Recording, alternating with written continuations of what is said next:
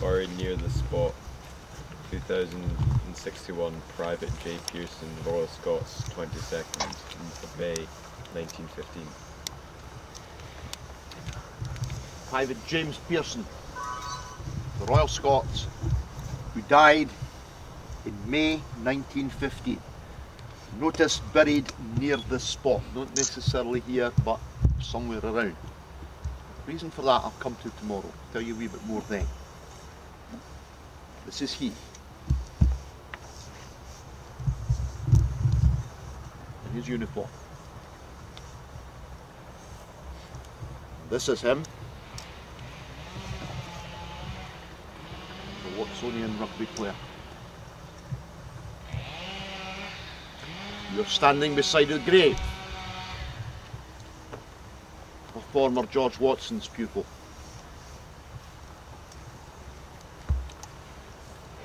Golden age, according to this. Start of the 20th century, 1909 season through to 1913-14. He had tremendous football skills, allying that to considerable athleticism. He was a centre three-quarter, and a good one. He played 12 international matches for Scotland in a period when they played, what, 3 internationals a year, I guess. Maybe 4. And not autumn internationals and internationals round the year as they do now. So 12 caps was good going, and I've no doubt he would probably have gone on to win more. His final appearance on a rugby pitch was at the Melrose Sports in April 1914, just before the war. In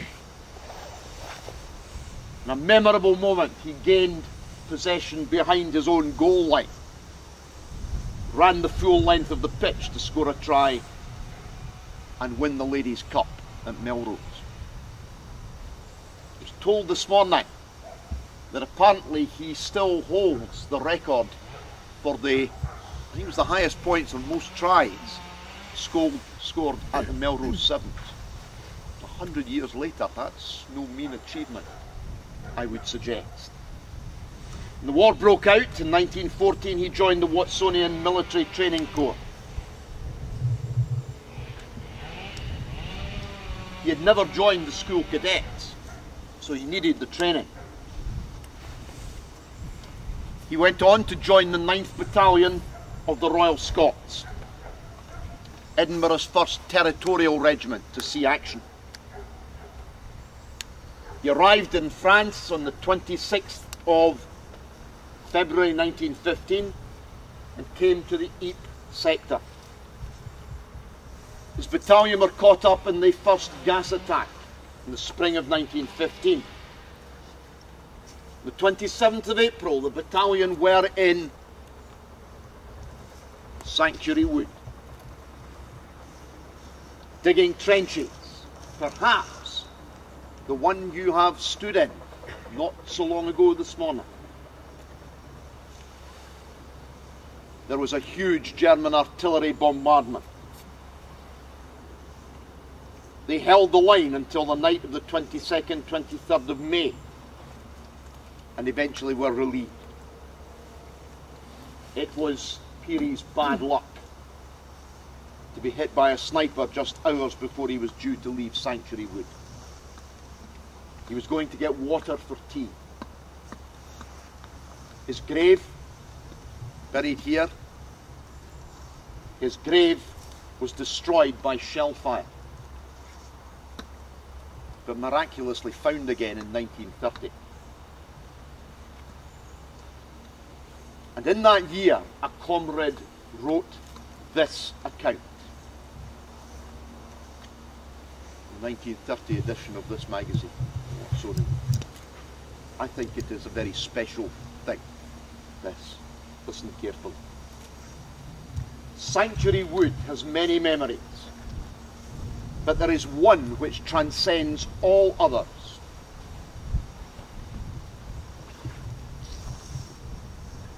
The sight of a wee white face with a little smile as we filed past the little athlete lying in his last long sleep, clad not in the panoply of greatness which he deserved, but in the common tunic and kilt of a private, lying like a warrior taking his rest, with a blood-stained greatcoat round him.